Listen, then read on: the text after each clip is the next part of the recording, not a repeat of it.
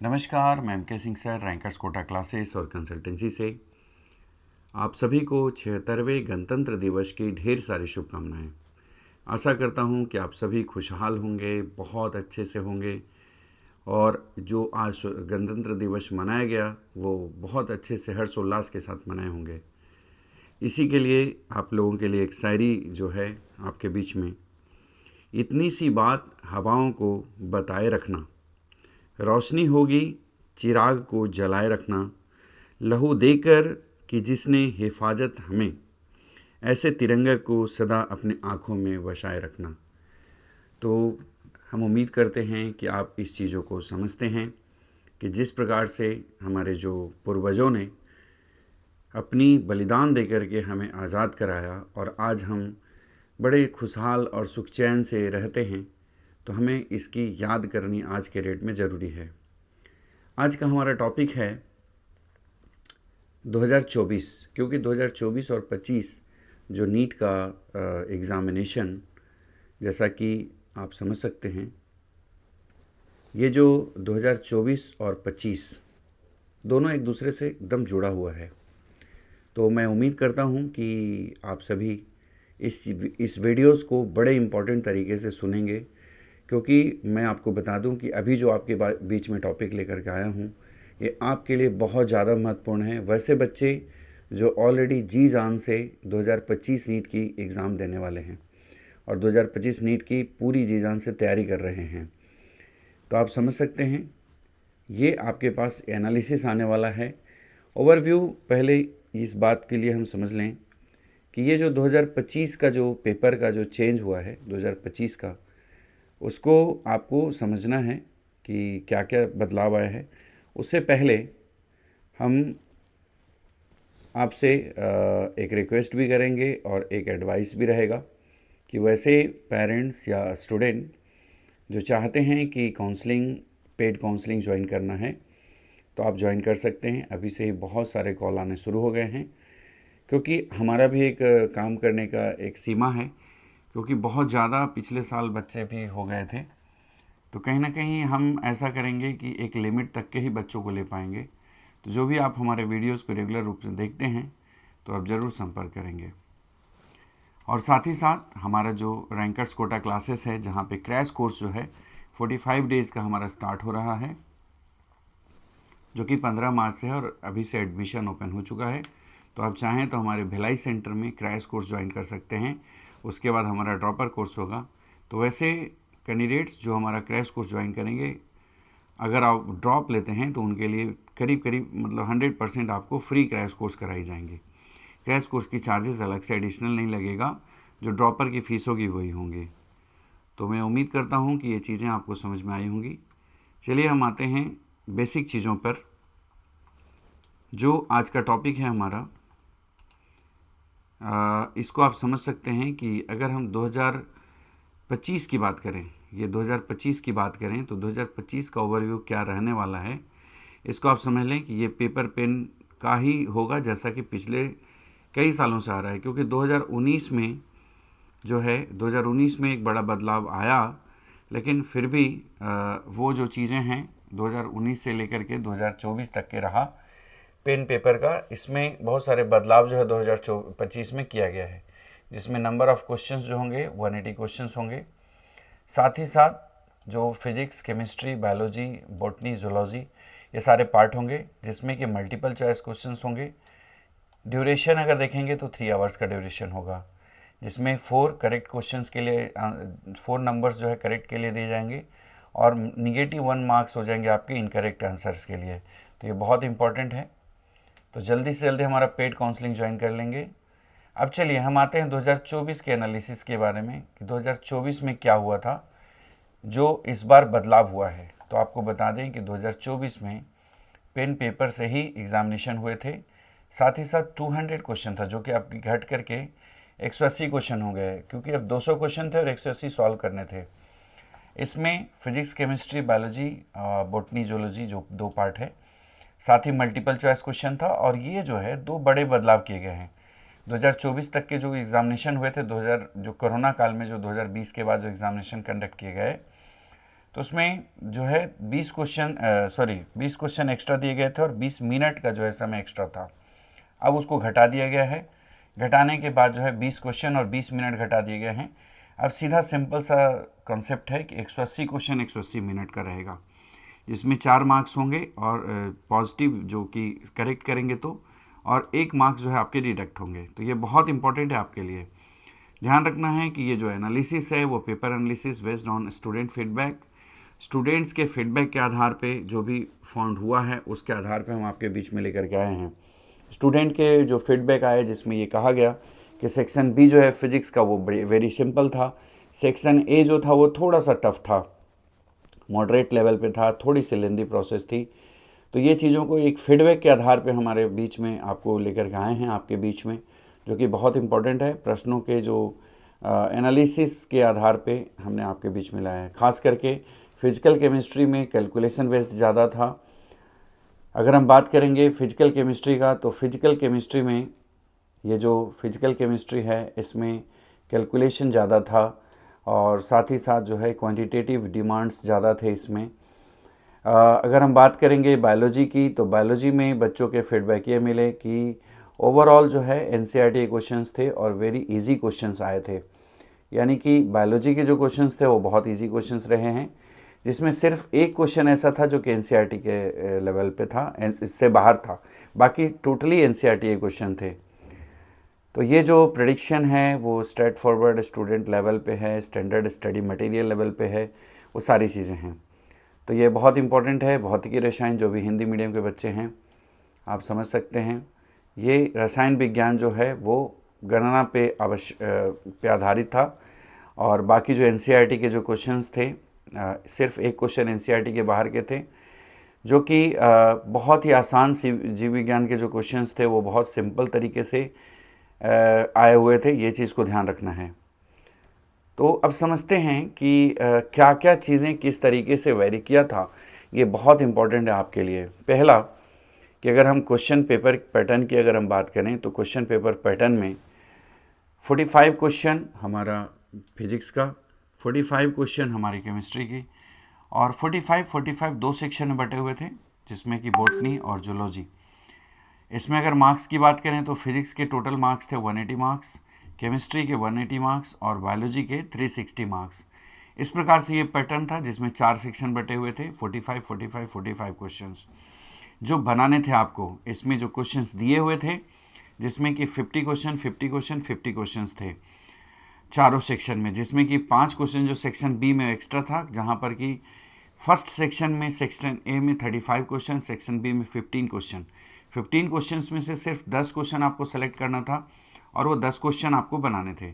किसी भी स्टूडेंट ने ऐसा अगर कोई मिस्टेक किया कि शुरू के 5 क्वेश्चन को आपने अगर छोड़ दिया है और लास्ट के आपने टोटल 15 क्वेश्चन आपने सॉल्व किए और किसी कारणवश जो है आपको पता नहीं रहा इस बात का, तो शुरू से जो टोटल के क्वेश्चंस होंगे 1 to 15 जो क्वेश्चंस होंगे, तो उसमें से जो 10 क्वेश्चन होंगे वो सेलेक्ट करके आपको आंसर जो मार्क्स दिए गए हैं।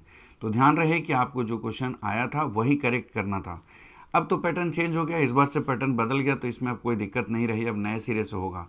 अगर हम बात करें डिफ़िकल्टी लेवल का, तो डिफ़िकल्टी लेवल में 35% जो क्वेश्चन थे, करीब करीब मैं आपको एक अनुमान के रूप में बता दूं कि इजी क्वेश्चंस की अगर बात करें, जो कि बहुत इजी था कि पढ़ते ही आप अगर आपके पास में अगर नॉलेज है और आपने उस क्वेश्चन को पढ़ा है पहले, तो आपको बता दूं कि इजी लेवल के क्वेश्चंस थे, जो कि बहुत ही सिंपल क्वेश्चन, वो करीब करीब 35.3% क्वेश्चन है, अप्रॉक्स में 65 क्वेश्चन के आसपास होता है, मतलब 65 क्वेश्चन होता है। उसी में मीडियम और इजी दोनों को हम करीब करीब एक ही मान रहे हैं। मीडियम जो होता है थोड़ा सा अपर लेवल पे रहता है। ऐसे में मीडियम जो क्वेश्चंस थे वो 46 क्वेश्चंस, ऐसे 46.3%, यानी कि टोटल करीब 83% जो क्वेश्चंस थे वो मीडियम लेवल के थे। वहीं पे अगर डिफ़िकल्टी लेवल की बात करें जो थोड़ा लेंदी था, जिसमें सेट्स एंड रीजन थे या मल्टीपल चॉइस क्वेश्चंस लेवल के था, ये क्वेश्चन जो है, या फिर column based match the followings जो कॉलम था, उस लेवल के क्वेश्चन थोड़े डिफ़िकल्ट रहे थे, जिसमें कि 32 ऐसे क्वेश्चंस थे। तो आप समझ सकते हैं कि अगर आप ओवरऑल अगर 140 क्वेश्चन भी बनाते हैं ये इजी लेवल के, तो आप मान के चलें कि आपको एक अच्छा स्कोर यहाँ से मिल जाता है। अगर आप देखेंगे तो करीब करीब साढ़े मतलब 600 के अराउंड में अगर आप देख सकते हैं। उसके बाद के अगर 32 क्वेश्चंस को और कवर करेंगे तो आपको बहुत अच्छा हो सकता है। यानी कि इस बात से लोग होंगे कि कई ऐसे बच्चे हैं जो क्वालिफाई नहीं कर पाते, तो मेरा कहना है कि आपको क्वेश्चन सेलेक्ट करने आना चाहिए। अगर आपने क्वेश्चन सेलेक्ट कर लिया है तो कंफर्म है कि आप उस क्वेश्चन को टारगेट करेंगे और वो क्वेश्चन आपका सही होगा। तो आप मान के चलें कि मीडियम और इसको अगर हम बात करेंगे तो करीब करीब 150 के आसपास का क्वेश्चन होता है। तो 150 क्वेश्चन जो होता है वो बहुत इनफ होता है। मतलब आपको 150 क्वेश्चन को अगर हम देखेंगे तो 600 के आसपास का स्कोर होता है। तो कई मतलब एक थ्रेशोल्ड लेवल पे आप पहुंच जाते हैं कि 600 प्लस में अगर जाते हैं तो आपको गवर्नमेंट कॉलेज मिलने के एक चांसेस बढ़ जाते हैं। अब डिपेंड करता है कि आप किस राज्य से बिलोंग करते हैं। अगर आप मान लीजिए कि बिहार से बिलोंग कर रहे हैं तो पिछले बार की जो सिनेरियो था उसको आप छोड़ दीजिए।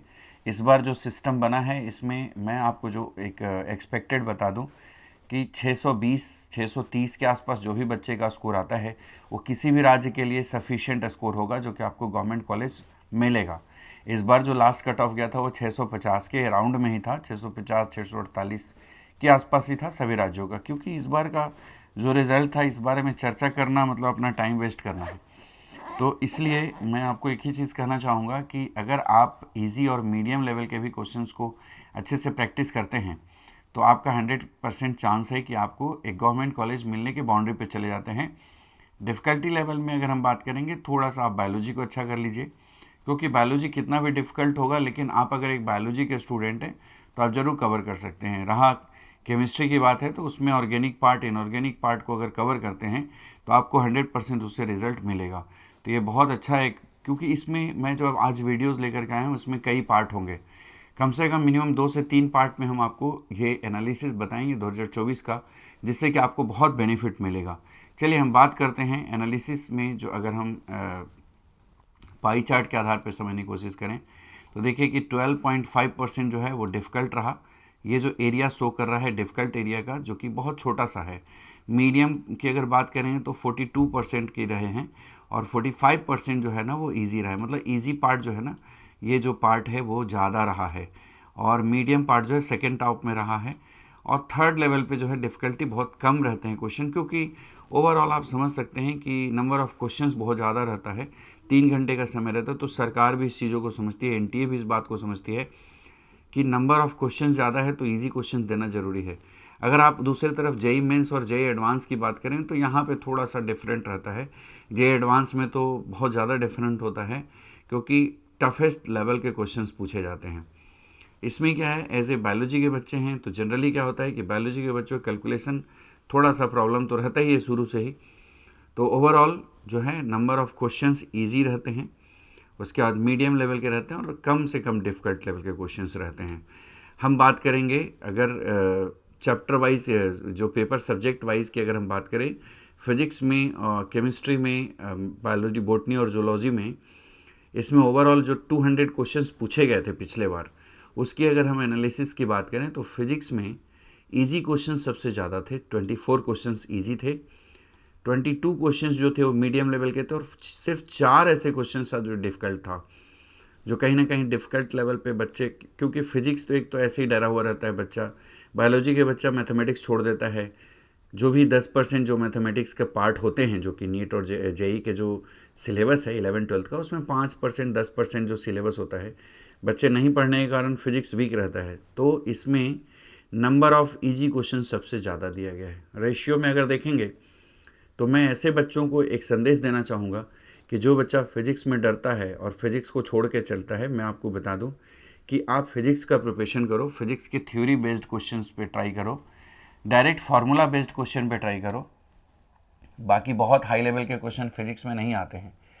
मॉडर्न को आप अच्छा कर लो, ऑप्टिक्स को कर लो, ऑप्टिक्स फार्मूला बेस्ड रहता है। आप मैकेनिक्स को छोड़ दो, मैकेनिक्स में जो भी आपको वर्क पावर एनर्जी है या सेंटर ऑफ मास है, मोमेंट ऑफ इनर्शिया है, ये सब चीज़ों को छोड़ दो, बाकी चीज़ों को आप कवर कर सकते हैं बेटा। तो ये फिजिक्स में जो 24 क्वेश्चन जो है, इसमें कम से कम 20 क्वेश्चन आप ज़रूर ट्राई कर सकते हैं। 22 क्वेश्चन जो मीडियम लेवल का है उसमें कम से कम 15 क्वेश्चन आप ज़रूर कर सकते हैं। यानी कि 35 क्वेश्चन आप इसमें से ज़रूर पकड़ सकते हो अगर अच्छे स्कोर में जाना चाहते हो। बाकी 4 क्वेश्चन को आप छोड़ करके चल सकते हो। तो ये बहुत ईजी है और एक लेवल पे काम कर सकते हो। वहीं पे अगर हम केमिस्ट्री की बात करेंगे तो केमिस्ट्री में 16 ऐसे क्वेश्चंस थे जो इजी थे, 24 क्वेश्चन ऐसे थे जो मीडियम लेवल के थे। यानी कि 16 क्वेश्चन में से आप 16 क्वेश्चन को बना सकते हो केमिस्ट्री का। जो बायो का स्टूडेंट है वो 16 क्वेश्चन आप बना सकते हैं। मीडियम लेवल में अगर 24 क्वेश्चन है तो मान के चलिए कि 18 से 20 क्वेश्चन आप ज़रूर बना सकते हैं। रहा डिफ़िकल्ट क्वेश्चन की बात करेंगे 10 क्वेश्चन, तो 10 क्वेश्चन में से कम 3 से 5 क्वेश्चन तो आप बना ही सकते हो। यानी कि ओवरऑल अगर हम इसमें बात करेंगे तो 16 और ये 20 हो गया 36 क्वेश्चन, 36 और 5 मतलब 40 क्वेश्चन तक के आप ट्राई कर सकते हो केमिस्ट्री का। 45 क्वेश्चन में से आप कम से कम 40 क्वेश्चन तो बना सकते हो। मतलब 50 क्वेश्चंस दिए हुए हैं तो 40 क्वेश्चन आप सेलेक्ट करके बना सकते थे पिछले बार के लिए। वहीं अगर हम बॉटनी की बात करें तो बॉटनी में तो आप समझ सकते हो कि भाई इजी क्वेश्चन है या मीडियम क्वेश्चन है या डिफ़िकल्ट क्वेश्चन है, तो ये तो पूरे के पूरे बना सकते हैं आप। यानी कि 45 में 45 क्वेश्चन आप ट्राई कर सकते हो 50 में से। मतलब इस बार जो 45 क्वेश्चन आएगा उसमें बहुत ईजिली कर सकते हैं। अगर ये पैटर्न रिपीट हुआ या थोड़ा बहुत का डिफरेंस होगा, 2-4% का डिफरेंस होता है, तो इससे कहीं डरने की ज़रूरत नहीं है। इसी में हम बात करते हैं जूलॉजी का, तो 36 क्वेश्चंस तो जो इजी थे वो बड़ी आसानी से बना सकते हैं। यानी कि 15 क्वेश्चन और 36 क्वेश्चन बायो की अगर बात करें तो ये हो गए 40, यानी कि 51 क्वेश्चंस हो गए। यानी 51 क्वेश्चंस तो आप ऐसे ही बना लो। 26 क्वेश्चन और 12 क्वेश्चन की बात करेंगे तो ये हो गया आपका 38 क्वेश्चन हो गए। तो ये 38 क्वेश्चन तो आप बेटा ऐसे ही कर सकते हो। मतलब आप मोर और लेस मतलब 80 क्वेश्चन के आसपास तो पहुंच ही जा रहे हो। बाकी रहा 9 और 2 11 क्वेश्चंस है। इसमें 2 क्वेश्चन जूलॉजी का है और 9 क्वेश्चन बायोलॉजी का है, बॉटनी का है। अगर कितना भी डिफ़िकल्ट होगा तो 5 क्वेश्चन तो बना ही दोगे अगर अच्छे से बॉटनी में जा रहे हो। यानी 90 क्वेश्चंस में से 85 क्वेश्चन आपके हाथ में है। अब चाहो तो आप उसको कर सकते हो, क्योंकि या तो करना है या तो छोड़ना है, तो करके छोड़ें क्यों नहीं इसमें। तो बहुत इंपॉर्टेंट है इन चीज़ों को ध्यान में रखना। तो बेटा ये बहुत इंपॉर्टेंट है आपके लिए, ये जो सारी चीज़ें मैं आपके बीच में रख रहा हूँ, क्योंकि मेरा मानना है कि बहुत इम्पॉर्टेंट होता है ये सब चीज़ों को समझना। अगर इन चीज़ों को कवर करते हैं, इसीलिए आप पर्सनली हमें कॉल कर सकते हैं। हमारा नंबर नीचे दिया हुआ है, उस पर आप कॉल कर सकते हैं। तो चलिए नेक्स्ट आते हैं। ओवरऑल अगर हम बात करें तो जैसा कि ओवरऑल अगर हम बात करें तो 90 क्वेश्चंस जो हैं डिफ़िकल्टी लेवल में एनालिसिस के अगर देखें तो इजी क्वेश्चन 90 रह रहे हैं। 84 क्वेश्चंस जो है आपका मीडियम लेवल का है। यानी कि ये करीब करीब अगर दोनों को कवर किया जाए, इजी क्वेश्चन और ये दोनों को, तो करीब करीब 160 क्वेश्चन तो ऐसे ही पता चल रहा है। तो आप मतलब 150 प्लस क्वेश्चन तो आपको यहीं से इजी मिल जाते हैं। ये बहुत इजी है।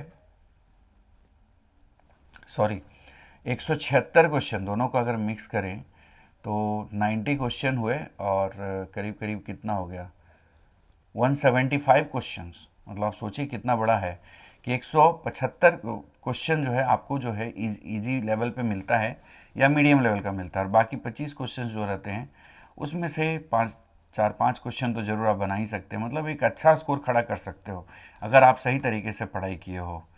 तो चलिए ये है आपका एनालिसिस है, जिसमें आप समझ सकते हैं कि जो फिजिक्स है, इस पाई चार्ट को अगर देखें, फ्लो चार्ट को, तो इसमें आप ये वाला जो पार्ट को अगर आप देख रहे हैं, इसमें एक चीज़ आपको बड़ा समझने वाला है कि जो फिजिक्स है वो इजी लेवल जो है मीडियम से ज़्यादा रहा है पिछले बार, और ये जो है मीडियम लेवल है, डिफ़िकल्टी लेवल बहुत कम रहा है। वहीं पे अगर हम केमिस्ट्री की बात करेंगे तो केमिस्ट्री में इजी वाला थोड़ा सा कम था, मीडियम ज़्यादा था और मॉडरेट क्वेश्चन थोड़े से ज़्यादा थे। वहीं पे अगर हम बॉटनी की बात करेंगे तो इजी क्वेश्चंस कम थे लेकिन मीडियम क्वेश्चन ज़्यादा था और टफ क्वेश्चन थोड़ा सा इन कंपेयर टू फिजिक्स थोड़ा सा ज़्यादा था। वहीं पे अगर हम जूलॉजी की बात करेंगे तो जूलॉजी में जो है इजी क्वेश्चन बहुत ज़्यादा आया था। वहीं पे मीडियम क्वेश्चन जो है वो मीडियम लेवल पे रहे थे। मतलब आप समझ सकते हो कि मीडियम क्वेश्चन फिजिक्स से, केमिस्ट्री से, बॉटनी से, जूलॉजी से भी कम रहा था। इस कारण से जो है जूलॉजी में बच्चे ज़्यादा अच्छा स्कोर कर पाए होंगे। वहीं पे अगर डिफ़िकल्टी क्वेश्चंस की बात करें तो सबसे कम जो डिफ़िकल्टी क्वेश्चंस जो आए थे वो जूलॉजी से ही आए थे। तो ये आपका फ्लो चार्ट के थ्रू आप चीज़ों को समझ सकते हैं। अगर हम बात करते हैं 11th और 12th का, इसमें हम नेक्स्ट वीडियोज़ में हम आएंगे, इसमें और भी हम चैप्टर वाइज बात करेंगे। तो ये वीडियोज़ लंबा ना हो, इसलिए हम बहुत सारी चीज़ों को ध्यान में रखते हैं कि बच्चा जो है समझे इन चीज़ों को। तो इसमें हम 2-3 वीडियोज़ लेकर के आएंगे, इसका हम रिकैप करेंगे, फिर नेक्स्ट के हम वीडियोज़ में आएंगे। तो जैसा कि अगर हम 2024 के एनालिसिस को समझें, जहाँ पर 11th और 12th की अगर हम वेटेज की बात करें, तो 12th और 11th में कुछ पोर्शन में 11th थोड़ा सा वेटेज रहता है, कुछ पोर्शन में 12th में रहता है। तो जैसा कि अगर हम फिजिक्स की बात करेंगे, तो फिजिक्स में जो है 12th का सेक्शन का क्वेश्चन ज़्यादा रहा था, वहीं कंपेयर में जो है 11th के क्वेश्चन कम रहते, 21 क्वेश्चन थे। 42% टोटल क्वेश्चन में से एक 11th के थे, फिजिक्स का 42%। आप समझना, फिजिक्स के जो भी क्वेश्चन थे 45 क्वेश्चन, उसमें 42% जो क्वेश्चन थे वो 11th के थे और 58% जो क्वेश्चन थे वो 12th के थे। वहीं पे अगर हम केमिस्ट्री की बात करेंगे, तो केमिस्ट्री में 23 क्वेश्चन जो थे वो 11th के थे, वहीं पे 27 क्वेश्चन जो था वो 12th का था। इसी में अगर हम 11th में परसेंटेज की बात करेंगे तो देखिए 46% रहा था, और वहीं पे 54% जो क्वेश्चन आए थे वो 12th के आए थे।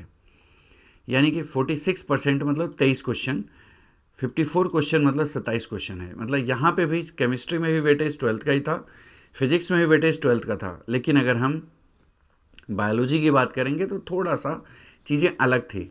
बायोलॉजी में 52% 11th, 52% 12th, यानी कि 26 क्वेश्चन जो थे वो 11th थे और 12th दोनों से आए थे। वहीं पे अगर हम जूलॉजी की बात करेंगे, बॉटनी के बाद जूलॉजी की बात करेंगे, तो जूलॉजी में जो है 11th का सेक्शन ज़्यादा था, इजी क्वेश्चन आए थे। 52% जो क्वेश्चन था वो 11th से था, यानी कि 26 क्वेश्चन, और 12th के जो क्वेश्चन थे 44% क्वेश्चन, यानी कि 22 क्वेश्चन जो थे वो 12th से थे। तो आप समझ सकते हैं इन चीज़ों को कि जूलॉजी में 11th की तुलना में 12th की तुलना में 11th से ज़्यादा क्वेश्चन आए थे। अब चलिए टोटल हम क्लास वाइज डिस्ट्रीब्यूशन का हम देख लें, तो टोटल 180 क्वेश्चन में से 96 क्वेश्चन जो थे, यानी कि 48% जो क्वेश्चन आए थे वो 11 से आए थे। वहीं पे अगर हम 52% अगर हम बात करें तो 12 से 104 क्वेश्चन, यानी कि टोटल 180 क्वेश्चन में से 104 क्वेश्चन जो था वो 12 से था और 96 क्वेश्चन जो थे वो 12 से थे, यानी कि 52%। यानी कि इस बार जो पिछले बार जो था वेटेज 52% ओवरऑल 11 से क्वेश्चन आए हुए थे, 12 से, और 48% जो क्वेश्चन आए थे वो 11 से आए थे। इसको अगर हम ग्राफ के थ्रू समझना चाहें तो आप समझ सकते हैं कि फिजिक्स में 12 से क्वेश्चन ज़्यादा आए थे, 11th के क्वेश्चन कम थे। वहीं पे अगर हम केमिस्ट्री की बात करेंगे तो भी 11th के क्वेश्चन कम थे और 12 से क्वेश्चन ज़्यादा आए थे। वहीं पे अगर हम 12th में बॉटनी की बात करें तो दोनों करीब करीब बराबर आया था। यहीं पे अगर हम जूलॉजी की बात करेंगे तो जूलॉजी में 12 क्वेश्चन जूलॉजी में 11 से क्वेश्चन ज़्यादा आए थे और 12 से क्वेश्चन कम आया था। तो ये रहा आपका टफनेस के आधार पे, सब्जेक्ट के आधार पे और क्लास के आधार पे। हम नेक्स्ट जो बात करने वाले हैं वो आपको नेक्स्ट वीडियोज़ में ज़रूर देखना है, इसीलिए हमारे चैनल को सब्सक्राइब कर लें। देश के जो भी कोने से आप हमारा वीडियोज़ को देखते हैं, आप हमारे चैनल को ज़रूर सब्सक्राइब कर लेंगे, ताकि हम अब जो आगे का जो नेक्स्ट एनालिसिस हम लाएंगे वो क्वेश्चन में जो है बहुत इंपॉर्टेंट होगा, वो आपके लिए बहुत काम का होगा। एक दो चीज़ों को और हम डिस्कशन सोच रहे हैं कि इसमें हम शामिल कर लेते हैं। जैसा कि आपको बता दें कि अगर आप क्वेश्चन वाइज में अगर जाना चाहेंगे तो इसमें 4 तरीके से क्वेश्चंस पूछे गए थे। 5 तरीके शायद, 5 टाइप के क्वेश्चंस थे। 5 टाइप के क्वेश्चंस में आप समझना है आपको कि 5 टाइप के क्वेश्चन क्या क्या आए थे। पहला सिंगल चॉइस क्वेश्चन, दूसरा statement and statement 1 and statement 2 type question, third जो था वो multiple choice question, fourth assertion reason, और फिफ्थ जो था वो match the followings, match the columns था। तो ये आपको समझने की ज़रूरत है कि पेपर तो इसी पैटर्न पे रहेंगे, लेकिन नंबर ऑफ क्वेश्चंस कम हो जाएगा। तो आपको समझने की ज़रूरत है कि सिंगल चॉइस जो क्वेश्चन था फिजिक्स में सबसे ज़्यादा पूछा गया था। कारण ये था कि फिजिक्स अपने आप में टफ होता है, तो एनटीए इस बात को समझती है कि बायोलॉजी ग्रुप के बच्चों के लिए फिजिक्स टफ जाता है, इसलिए सिंगल चॉइस क्वेश्चंस को आप डाल दो। बाकी अगर स्टेटमेंट 1 स्टेटमेंट 2 की बात करेंगे तो सिर्फ एक क्वेश्चन आया था, वहीं पे मल्टीपल एक भी क्वेश्चन नहीं थे। सेट्सन रीजन का एक क्वेश्चन था, मैच द कॉलम्स के लिए 2 क्वेश्चन थे, मतलब टोटल 50 क्वेश्चंस दिए गए थे, उसमें आपको सॉल्व करना था सिर्फ 45 क्वेश्चन। अगर हम केमिस्ट्री की बात करेंगे तो केमिस्ट्री में भी सिंगल चॉइस क्वेश्चन ज़्यादा था। इसमें हम देखें तो 37 क्वेश्चंस थे जो सिंगल चॉइस था। 5 क्वेश्चन जो थे स्टेटमेंट 1 स्टेटमेंट 2 थे। मल्टीपल स्टेटमेंट की अगर बात करें तो सिर्फ एक क्वेश्चन था। वहीं पे असर्ट्स एंड रीज़न की अगर हम बात करेंगे तो कोई भी क्वेश्चन नहीं दिए गए थे। मैच द कॉलम्स के लिए सिर्फ 7 क्वेश्चन दिए गए थे। टोटल 50 क्वेश्चन में 45 क्वेश्चन सॉल्व करना था। तो मैच द कॉलम्स थोड़ा सा डिफिकल्ट हो जाता है, बाकी असर्ट्स एंड रीज़न तो टफ है ही।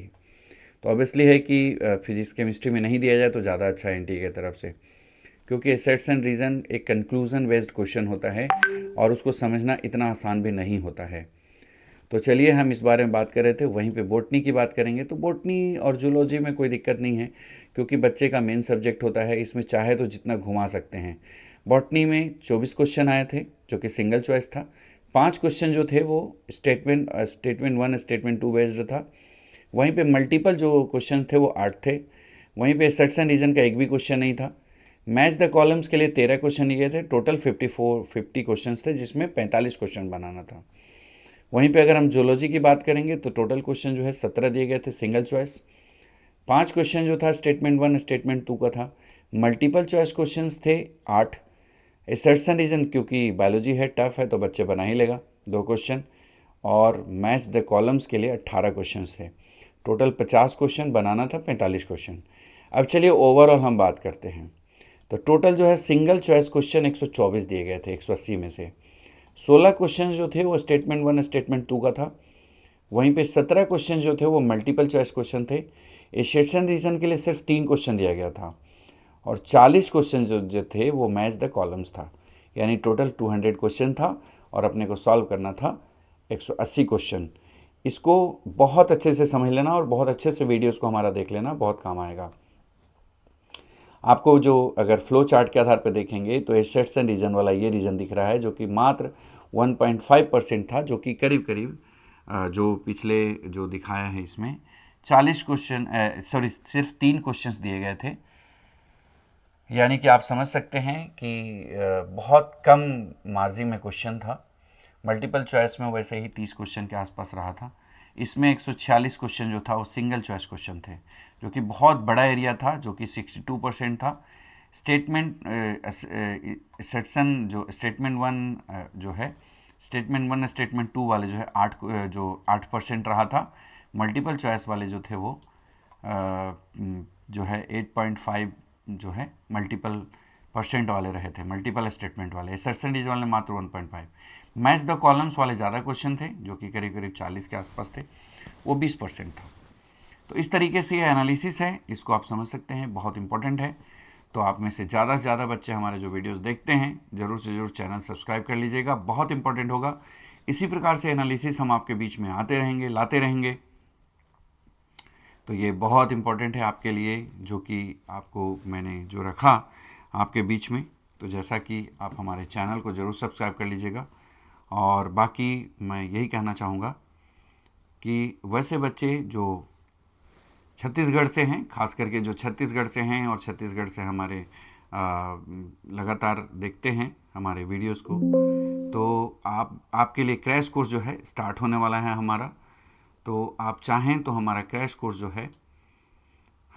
कोर्स ज्वाइन कर सकते हैं। 45 दिन का हमारा जो क्रैश कोर्स है वो रहेगा, 45 दिन का क्रैश कोर्स, जिसमें कि जो भी छत्तीसगढ़ से बिलोंग करते हैं,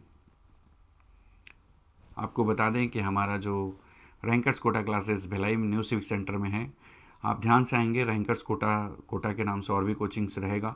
तो रैंकर्स कोटा क्लासेस में आना है, जिसमें कि 45 डेज़ का रिवीजन कोर्स है, जिसमें कि आपको 6 घंटे की डेली क्लासेस रहेंगी और साथ ही साथ 6 घंटे की हमारी क्लासेस रहेंगी और साथ ही साथ आपको डेली डीपीपी, वीकली टेस्ट, ये सारा चीज़ें कंडक्ट किया जाएगा। आपको डाउट क्लियरिंग सेशन, साथ ही साथ लाइब्रेरी की फैसिलिटी, ये सारी चीज़ें हैं आपके पास, जो आप ज्वाइन कर सकते हैं और पढ़ाई कर सकते हैं। तो ये बहुत इंपॉर्टेंट है एनालिसिस उन सभी बच्चों के लिए जो कि इस बार नीट 2024 के लिए 2025 के लिए प्रिपरेशन कर रहे हैं।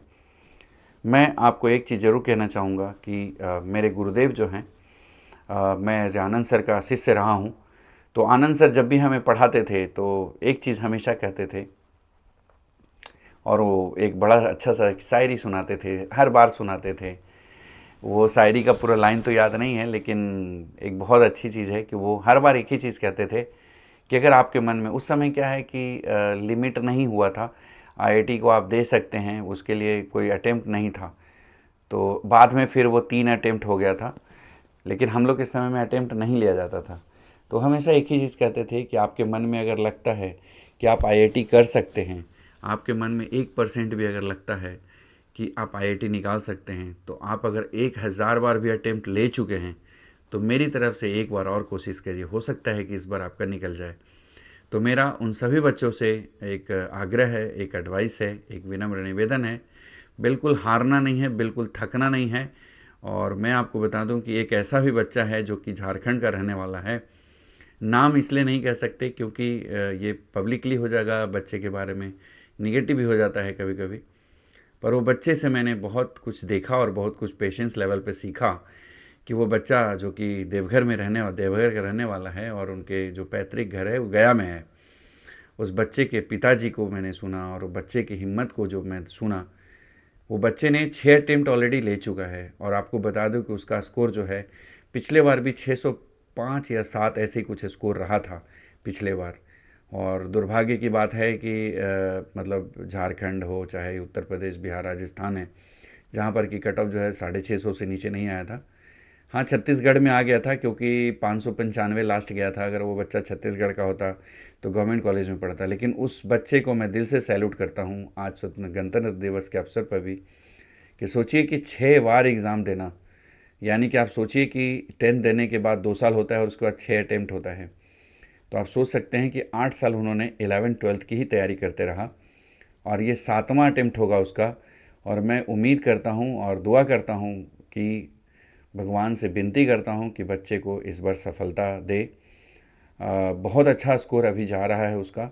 ओवरऑल मेरे को जो जानकारी मिली कि मतलब 680 690 के आसपास उसका टेस्ट में स्कोर जा रहा है। आई थिंक कि इस बार उसको गवर्नमेंट कॉलेज के अच्छे कॉलेज मिलेंगे, क्योंकि एनटीए में जो भी धांधली हुई थी पिछले बार का उसके आधार पे जो है कई बच्चे ऐसे हैं जिनके जानकारी हमें नहीं मिली, फिर भी वो बच्चा जो है हिम्मत नहीं हारा है। और बहुत सारे बच्चे ऐसे हैं जो हिम्मत नहीं हारे हैं और वो इस बार दे रहे हैं। तो आनंद सर एक शायरी कहा करते थे कि पता नहीं ऐसे ही कुछ था कि मैं हारूंगा नहीं, मैंने खुद से ये वादा किया, ऐसा कुछ था। वो पूरा लाइन मुझे याद नहीं आ रहा है, मैं नेक्स्ट वीडियोस में ज़रूर सुनाऊंगा कि आनंद सर, क्योंकि आनंद सर की स्टोरी आपको ज़रूर सुने होंगे आप मीडिया में, क्योंकि वो तो ब्रांड एम्बेसडर हैं बहुत सारे जगहों में।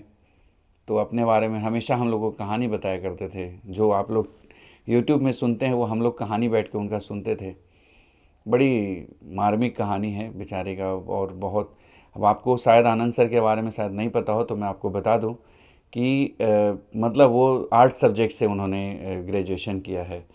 बिहार में जो है पटना यूनिवर्सिटी हो या बिहार की कोई भी यूनिवर्सिटी हो, मैथमेटिक्स को आर्ट से ही मानता है, सब्सिडी पेपर ले सकते हैं आप। साइंस का मतलब प्रैक्टिकल होता है, तो साइंस तो है ही नहीं क्योंकि मैथमेटिक्स में कोई प्रैक्टिकल होता नहीं है। तो पटना यूनिवर्सिटी हो या मगध यूनिवर्सिटी हो, पटना की जो भी यूनिवर्सिटी है, आप आर्ट्स सब्जेक्ट से आप ग्रेजुएशन करेंगे और साथ में मतलब ऑनर्स करेंगे आप आर्ट्स सब्जेक्ट से, और आप जो है सब्सिडी पेपर जो है आप मैथमेटिक्स रख सकते हैं। तो आनंद सर जो हैं वो सब्सिडी पेपर जो है उन्होंने आर्ट्स के कुछ सब्जेक्ट लिए थे, सोशल साइंस या जो भी है, और मैथमेटिक्स जो है उन्होंने सब्सिडी पेपर लिया था। हो सकता है आप लोग सुने भी होंगे उनके मुंह से। लेकिन इनके जो गुरु हैं वो लालजी प्रसाद जी, जो कि राइटर हैं। भारतीय भवन से एक मैथमेटिक्स की बुक आती है, 11th-12th की आती थी, अब तो पता नहीं, अब क्योंकि मैं भी छोड़ दिया हूँ बिहार बहुत दिनों से। तो उसमें मैंने देखा था कि मतलब उनके जो मैथमेटिक्स जो सिखाने वाले हैं वो लालजी प्रसाद जी हैं। वो मतलब पटना कॉलेज में ही शायद पढ़ते थे, तो वहाँ से उन्होंने देखा। तो कहने का मतलब है कि बोलते हैं जहाँ चाह है वहाँ राह है, एक कहावत है गाँवों में कि जहाँ चाह है वहाँ राह है। तो ध्यान रहे कि जहाँ पे अगर चाहत है आपको डॉक्टर बनने की, तो गुरु कहीं से भी आप प्राप्त कर सकते हैं, शिक्षा कहीं से भी आप प्राप्त कर सकते हैं। उसके लिए कोई ज़रूरी नहीं है कि आप एसी में बैठिए, कोटा जाने की ज़रूरत है, या फिर आपको किसी भी तरीके से एकदम सारी सुविधाओं के साथ एसी में बैठने की ज़रूरत है। आप करने वाला कहीं से भी कर लेता है। तो चलिए इन्हीं वीडियोस के साथ हम आपके इस नेक्स्ट वीडियोस इसका पार्ट 2 रहेगा। तो इस पार्ट 2 में आप ज़रूर देखिएगा, उसमें हम बहुत सारे और एनालिसिस हम इसी कड़ी में आगे लेकर के आएंगे। तो चलिए आप सभी को गणतंत्र दिवस की ढेर सारी शुभकामनाएं एक बार फिर से। आप अपने और अपने लोगों के खूब ख्याल रखिएगा। बहुत बहुत धन्यवाद।